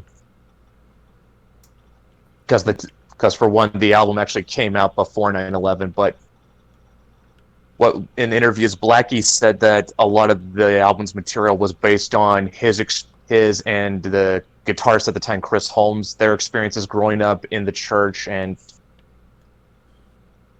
even I think, and just like how it was, how it doesn't teach you to think, but teaches you what to think, and how it wants you to think the way it wants you to think, and like even one of the songs Charisma, Blackie said was actually pretty prescient because he found it becoming a lot more relevant during the Obama administration.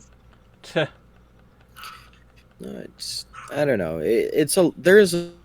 We've crossed a lot of subject barriers in like the past 30 minutes, but there's I just came here to talk about the booty. Yeah, I know, Dylan. I know. Hey, that's kind of what's fun. That's kind of what's fun about this stream. You never really know where it's gonna go. It's very just curious to see. I mean, we popping over to the chat right now. You know, we have Neostar. SJWs aren't concerned with actual moral integrity, but rather maintaining exerting their power others, and Well, that's he's what. I would say he's right. I would say he's kind of half right. It's not just that they. The thing is, they think they are the ones with moral integrity. Which makes me have to. I don't want to make any political statements about the social justice movement because that is obviously a terrible idea. Yeah. But I don't like where the current social justice movement is going. It's become full of people who they're using it for their own purposes. They have turned it into the next generation of witch hunting. And it's not good to see stuff like They went full retard. You went full retard. Never go full retard. Yeah, they're just another. We're gonna have to cut that. Huh? We're gonna. But yeah, they're just another. Yeah, good luck. But yeah, they're just another brand of Puritanism, though. It's just like. Yeah. Remember when it used to be like the like conservative like parents and stuff that were very, ooh video games Or fucking me back in the 50s saying rock and roll was the devil's music. Yeah, they're not any different than those type of Puritans. They're still Puritans. They just lean differently. They say they're progressive. No, they're not. They're just puritanical about something different. Yeah, and it's just like, I mean, when I was in middle school, I kind of had that SJW kind of mindset. So it's a very easy trap to kind of fall in. Well, it's very easy when you haven't been shown anything different. Yeah, it's very easy to fall in that trap where you're just so delusional. Like you think, oh, white people bad, blah, blah, blah, blah. But it's just like come on. So, pausing for a second to read some comments. You have Neostar. I always want to discuss the booty. I mean, hey, that's fair. Then we have Gorgonite. All I know is that the stream's conversations find a way to go back to porn. I blame Dylan.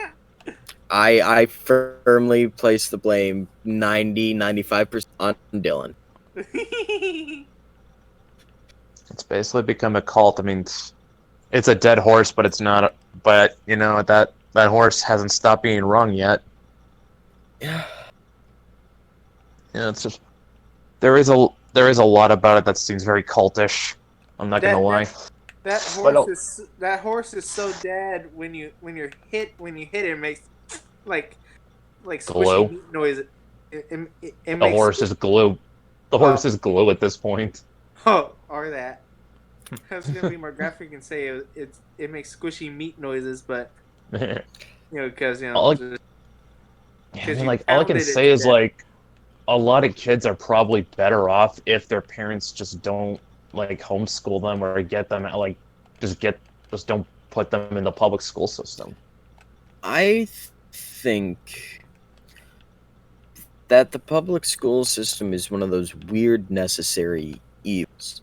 Because if we put everyone in a private Christian environment, we are going to end up with a large amount of people who, at least in my opinion, would be indoctrinated into, that community. We're not even going to touch the religious aspect, but the thought patterns of that community. I can, For s- public I can, school and for public colleges, because I just started after so many years of just being in a pure Christian environment, went to a community college. I got introduced to so many different viewpoints, and I have to say, because of that, I've grown as a person, because I've been able to meet other people who have other views, and I've been able to adjust mine accordingly to find more of a common ground in society. mhm. I would say at least one way you could probably fix it is just like yank the federal funding out of the public school system. That was probably one of the biggest mistakes they made. Like just and like leave it to the states. Like that, make that a states issue. It's not the federal government's job to educate people. And we've seen what happened with that. It hasn't gone well. Children these days are sadly becoming a little more naive and a little bit more sheep-like, in my opinion. Hmm. And I would firmly go and firmly state that that is the federal government's potential idea. Simply because it's easier to control sheep than it is to control people who have actual opinions. Oh, no doubt. Ah, sweet. I have some Red Bull, bitches. Yeah, it's just. I mean, it's not just. I can also remember there was this one episode of the Dennis Miller Show. He had Bill Maher on. And I think this was like after Politically Incorrect got canceled.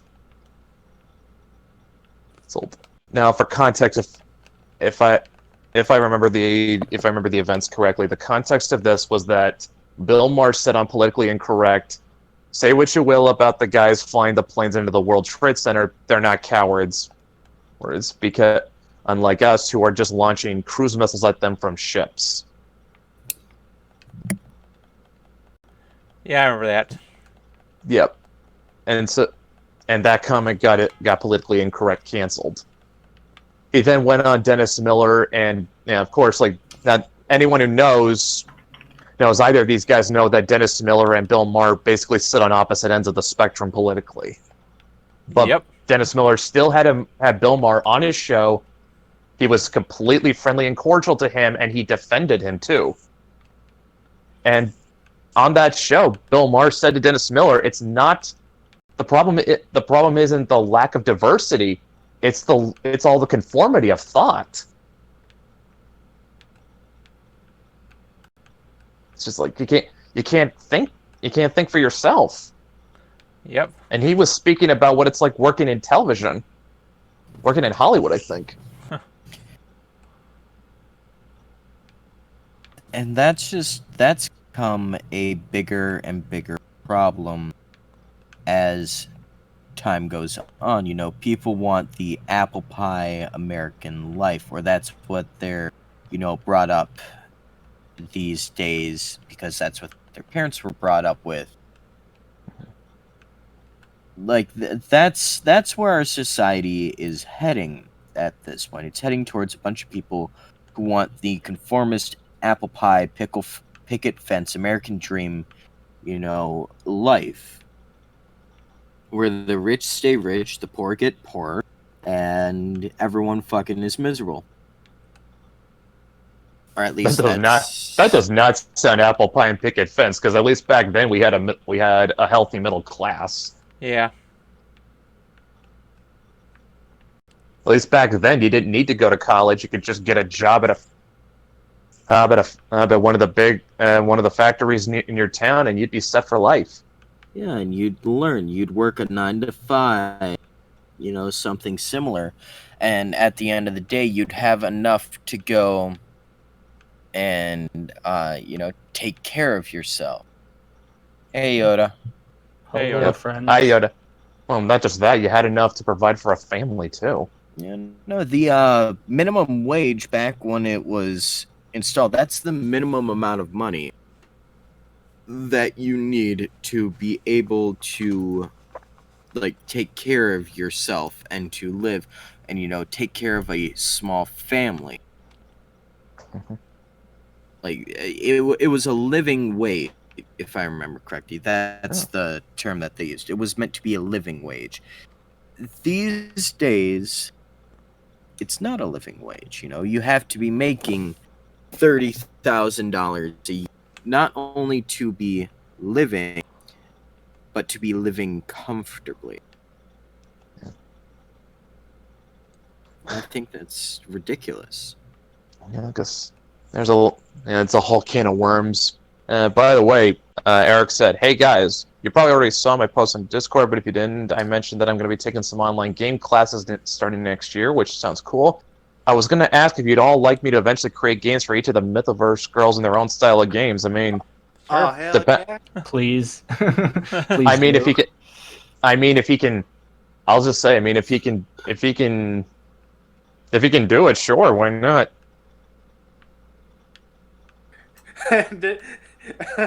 he's gonna establish a DLC, the Mythoverse MILFs. Oh, jeez. Of course. Which reminds me, Reminds me, I should probably follow up with Raven on the progress with that dating sim demo. The dating sim. You see, Dylan, it's not the Mythoverse MILF, it's the Milfoverse. The Mythoverse. Milfoverse. Oh yeah. How when Maeve is still in high school. No, wait. We're talking about Maeve's mom. Okay, then you're right. Maeve's mom has got it going on. And sorry, Maeve, you're not the one for me. I'm in love with Maeve's mom. I mean, I don't blame you. Come on, dude. Stacy's mom? Yeah? No? Yeah, I got that. I thought it was dumb. Wait. What is I feel like there's a reference in there, but I'm missing it. Stacy's mom. Have you not heard the song Stacy's Mom? I think I'm missing it. Oh my god, he's never heard of Stacy's mom.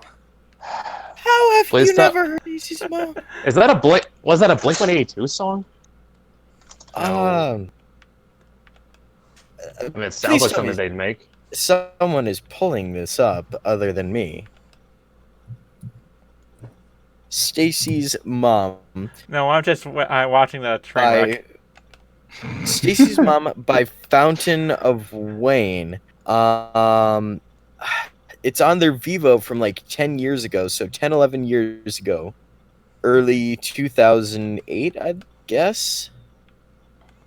Well, I mean. Says it was released in 2003. What the fuck? That is a decent amount older then. Let me guess. These guys were a one-hit wonder. Fountains of Wayne. You know what? I'm gonna Google them because I have never actually taken the time. Oh, listen to this. The song has frequently been misattributed to Bowling for Soup. And for the first time, Blink-182. I didn't. It's a song about a song called Stacy's Mom. It sounds like something Blink-182 would have done. What? Let's see. It's made with Chris what if Collingwood, Adam Stacy's mom Slicing. what if Jody. Stacy's mom was Jesse's girl? Oh boy. Oh my god, that's hilarious. Eric, I would kind of see Adobe Kroger more of a Castlevania type game. Mythics, Yeah, but although, I mean, you got the right idea. Although I'd probably go more Snatcher or Changeling. I said I would have to be some like Legend of Zelda. But in urban environment. Yeah. I don't know. I'm gonna go out on a limb and say this was like Stacy's mom was Fountain of Wayne's one hit because I don't remember people ever talking about them. They produced 5 albums: Fountains of Wayne, Utopia Parkway, Lots of Welcome one-hit to wonders have multiple albums. Skyfall Do you know how Holes. many albums the Spin Doctors have? Fair, but I'm actually curious to see. I want Alien for Christmas. Let's see. I don't. Spin Doctors last album was in 2013. Yeah. Let's see. They did some stuff for Scrubs back in 05. They did all kinds of time for Scrubs and the NFL. Sync to the Bomb from How I Met Your Mother.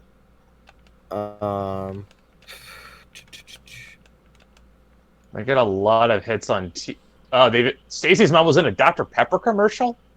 Apparently, and a Cadillac. Nah. Oh boy. Stacy's mom was also on an episode of Psych.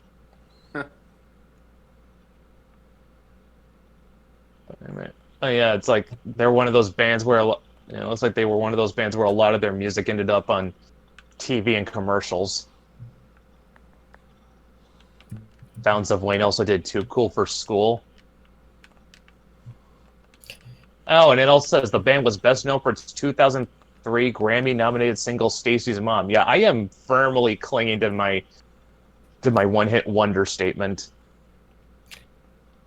All right, so I pulled up some of their stuff. Holy shit, their music videos are trippy and weird.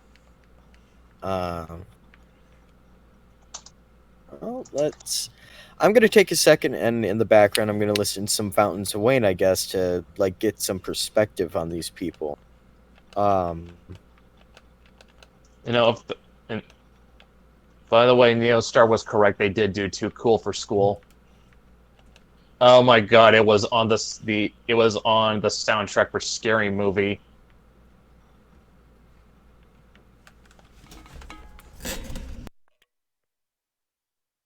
Do I think Dr. Han would be into I'll let you know when I figure that out, Neostar. Actually, or if I figure that out, probably more accurately. Mm-hmm.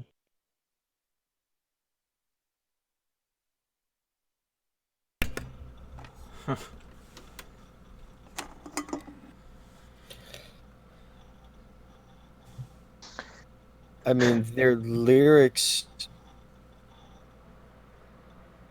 are not bad, but I'm getting very weird vibes music, like a weird mix of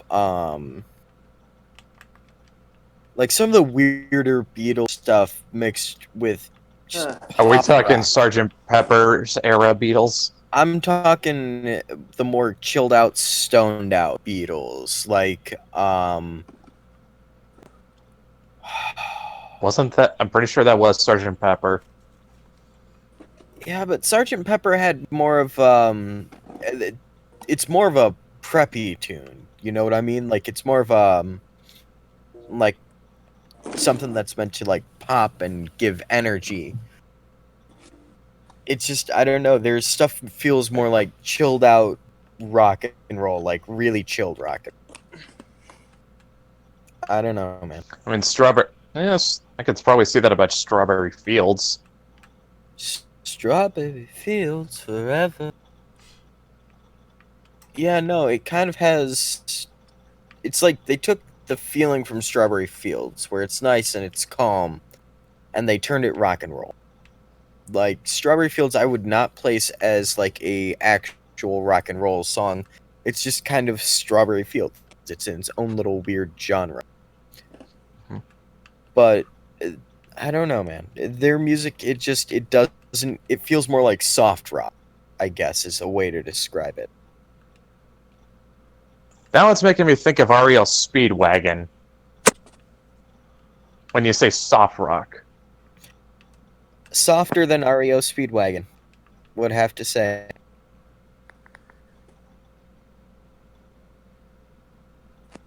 To be fair, though, I don't know a lot of Speedwagon songs. Main one I know is Around the World for obvious reasons. My favorite REO Speedwagon song is "Take It on the Run." I think the one I know is Can't Fight This Feeling. Take it on a run. I can't sing. Damn it. Take it on a run, baby. Yeah. Yeah, don't ask me to sing. I think the reason why I know Can't Fight This Feeling is because it was in an episode of Supernatural. Yep. That might be it. Speaking of, I need to finish season 13 and 14. Holy shit! Dean actually sings that. Wow. Yeah. There's a video of Dean singing the lyrics to "Can't Fight This Feeling." I remember. I think I remember that scene. I remember a couple of years ago, I spent like one summer binge watching Supernatural, off and on, until I caught up. But I need to catch up again. Thankfully, they're ending soon, so. A hill I will die on will always be. It should have ended at season 5.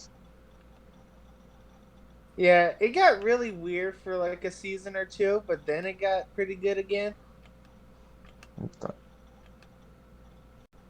Debatable, but it's just that season 5 was about as definitive an ending as you could have asked for. Right. I mean, I feel like I kind of have to defend it. I have the possession symbol tattooed on my chest, so of course I feel like I have to defend it somewhat. I'm not gonna say it didn't have. There weren't high points. Yeah. High points like after that, but it's just more like I don't think the show was ever that good again. We had to make Supernatural great again. Well, I mean, like, how do you top fucking Satan and the Apocalypse? Right. Yeah, that was a big highlight. You can't, like, that can't be done. I think that. Sam, are you possessed again? What were you gonna say, Chad? I think that Supernatural. I'm trying to remember. So they stopped the Judgment Day apocalypse, sticking Satan in the box. Sam went into the box. Okay, that would have been a cool place to stop. Oh. But I do think when they brought the Leviathan out as the next big scariest thing, I thought that was a pretty cool idea. Okay, I liked the Leviathans in theory better than execution. They were just kind of Yeah, in execution I felt like weren't so. Yeah, even the I show. really felt like the fun. Leviathans lacked real menace, to be honest. Yeah, even the show made fun of itself about the Leviathans thing. Yeah, it had this point though, where they hit the stage of what is the biggest bad we can fight, and they already killed Satan in quotation marks. They already fought whatever was from purgatory. What did they fight for like the next season or two? Like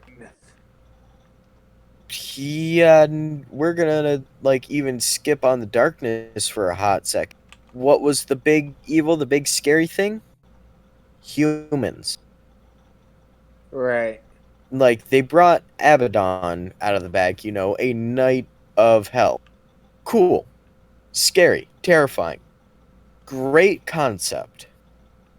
But Leviathans were, in my opinion, technically a scarier monster. Yeah. They messed up the order in which they had it disappoints me. They could have done the exponential growth of them fighting scarier and scarier and bigger monsters, you know, threat wise. Way, way better. They went from facing, you know, like scary, actually terrifying, world ending things to fighting the Men of Letters. The Men of Letters are boring, predictable, they're human. That's not. Yeah, I didn't like them that much. Although I will say, that Scooby-Doo crossover was better than it had any right being. Hell yeah, that was freaking awesome. Oh yeah, no, like that was perfect. Yeah, that single episode. I mean, it's probably the best. It's probably the best episode out of the post season 5 era of Supernatural, and simply because it has no right to be good, and it is.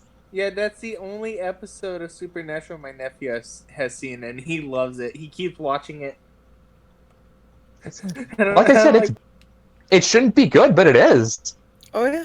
Oh yeah, apparently speaking of Scooby-Doo, they released a trailer for the new animated Scooby-Doo movie.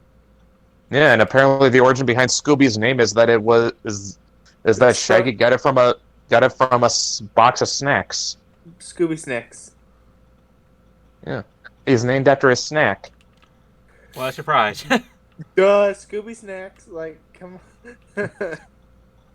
I guess it kind of fits Shaggy's personality, but yeah, I mean, like back on like how, yeah, the Men of Letters, they sucked. Yeah, they sucked. Oh yeah, and then when it comes down to it now, what they've done for the big bad, and I will throw a very big and blatant. This is a decent spoiler warning, a very large decent spoiler warning, as this is probably where the latest season is going. I have not watched the latest season, but I've seen posts around and around, and I've heard some things around and around. So we went from fighting Amara the Darkness to dealing with Jack being, you know, the son of Lucifer, and that whole issue of archangels from alternate Earth, which, okay, that was an interesting way to retcon characters back into the series, but you know what? I missed Bobby. I like having Bobby there, so I love Bobby. you know, I'm not afraid to say that I'm actually a pretty big fan of that movie. But the moment they got rid of Amara, they had to step up. Dylan. Reverb. Who's echoing? Dylan. Me? Yep. Yeah. You're echoing for a hot second. Yeah. The moment they got rid of Amara, God has become the new villain. And I've heard theories that God isn't even God. God is that Chuck is actually someone else entirely, and has actually been the technical, overwhelming bad guy for the entire series. This is kind of reminded me of that twist in Bleach when Aizen revealed to Ichigo that he had been planning every moment of Ichigo's life. And it's like, what? What the fuck? Like, you expect me to really believe that? Like, you planned, I know, like, they showed Aizen was calculating and had everything, and had, like, contingencies for his contingencies, but you planned everything that meticulously. You planned for Ichigo to get his Shinigami powers. You planned for him to go into Soul Society. You planned for him to go to chase you, Hime into Waco Mundo. Hey, some people are just detail oriented. Nobody is that detail oriented. OCD people are that detail oriented. It's almost like Bleach became full of shit. Fair. Yeah. But like that's the case though that I have to say it's become a case of scaling. How do you go and create for a thriller horror, comedy Urban show, fantasy. something like Supernatural? How do you go from fighting against werewolves and vampires in the early seasons where they are terrifying to pretty much pitiful in current seasons, fighting against demons which were terrifying in early seasons to pitiful now? Mm-hmm. How do you go from fighting something Okay. small to fighting the largest thing possible correctly? You have to think about scaling. If you're going to go, you want to exponentially increase the size of the bad guys. You I mean, don't yeah, want... say what you will about Dragon Ball Z, it at least got that. Oh yeah, no, like Dragon Ball Z, I am not the biggest fan of, I will admit, but they managed to get the scaling correct. Dragon Ball has strong enemies who are weaker presences compared to the newest enemies who are now the strongest enemies. Like it works. Each cycle, each story arc, each season builds itself up so that way the next season can build on top of it. Supernatural messed up. They went from something large to something even larger. Then they took a slight step down, but it was still good. It was still terrifying. It still made sense progression-wise. And then they took 10 steps back down to something pitiful and boring. And I think that's where people got lost with Supernatural. All right, guys, we're at the 2-hour mark. Yeah, we've actually gone 10 minutes over. Yep. But yeah, I mean, that's kind of. I kind of think they sort of set themselves up for failure, just continuing past season 5. They were just setting themselves up for failure because how do you top? I mean, I'm not sure how much I agree with Chad's statement, but I'll give it. But I think it's a valid point. If you're gonna follow up Satan, you might as well go with something like the Leviathans. Mm-hmm. But it was just, I feel like continuing past season 5, they were just doomed to fail. Yeah, so we really wrap things up. Yes. That's yeah. Hopefully that is a pitfall we will avoid in the Mythoverse. Oh yeah. At least, I mean, let me put it this way: if we introduce shit like kaiju into the Mythoverse, we'll at least make sure they maintain that kind of scale. Like even, let me put it this way: even Adobe can't take one of these things even at full power. Like these are giant monsters. We are going to treat them as such. Even in the world of the Mythoverse, giant monsters are giant monsters. Oh yeah, no, definitely, and I'm going, like, anytime like stuff like that comes up and you want it checked, ask me about it, because you know what, I've watched almost every single season of Supernatural, every single episode up to like 2 seasons from current. I haven't had time to watch the latest season on Netflix, and that's how I go and consume the content. But anytime you feel that scaling and power scaling and the scaling of creatures is getting out of hand, go ahead and get some outside perspective, because I hate to say it, but what's it called? When you work so closely with something, you're always going to have a little bit of a blind towards it. And it's called, it's just bias. I mean, you can't help. People can't help but yeah, I mean, we would definitely do that. But yeah, I mean, this is, considering we don't want to keep this going any longer, we'll just wrap this up. Follow Mythoverse on Twitter at Mythoverse, just one word. You can follow Dylan on his Instagram, Dylan R. Fagan. And again, you can follow me at Celtic Brett. Matt? You can follow me at @MattTrin on Twitter. You can follow Dan at Dan_Sakaro. And guys in the panel, do you have anything you want to plug? How about you, Chad? I just